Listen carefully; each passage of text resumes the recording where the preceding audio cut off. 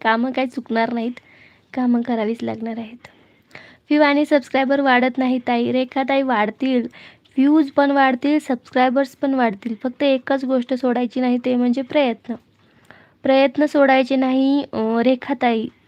माझ्याही सोबत अशा गोष्टी झालेल्या आहेत. व्ह्यूज, सबस्क्रायबर माझेही वाढले नाही एक वेळ होती तेव्हा. पण आता मला माहीत आहे की वाढतील. आपण प्रयत्न सोडायचे नाही. सगळ्या गोष्टी व्यवस्थित जाग्यावर येतात. मी तुम्हाला एक गोष्ट सांगू का रेखाताई? माझं ना चॅनल पूर्ण YouTubeनं डाऊन करून टाकलं होतं. पूर्ण व्ह्यूज डाऊन झाले होते. सगळं चॅनल डाऊन झालं होतं. माझा ॲडसन्सचा प्रॉब्लेम झाला होता. मॉनिटायझेशन स्टॉप झालं होतं. सगळ्या गोष्टी स्टॉप करून टाकल्या होत्या YouTubeने. पण ना मी हार नाही मानली.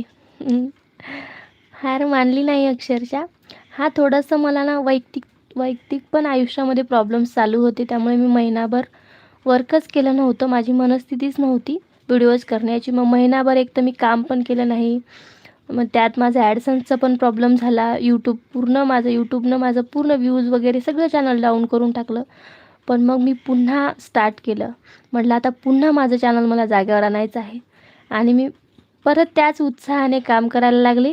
तर आज मी जेव्हा माझं YT स्टुडिओ ओपन करून बघितलं ना, सगळे ॲरो वर दिसायला लागलेले आहेत. म्हणजे सगळे डाऊन दिसत होते ॲरो, तर ते वर दिसायला लागले. हे कशामुळं होतं? जेव्हा आपण सातत्य देतो.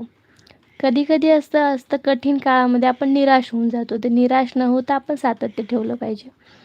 सोनियाताई म्हणतात good night. Okay, good night. आपल्या बोलण्यावर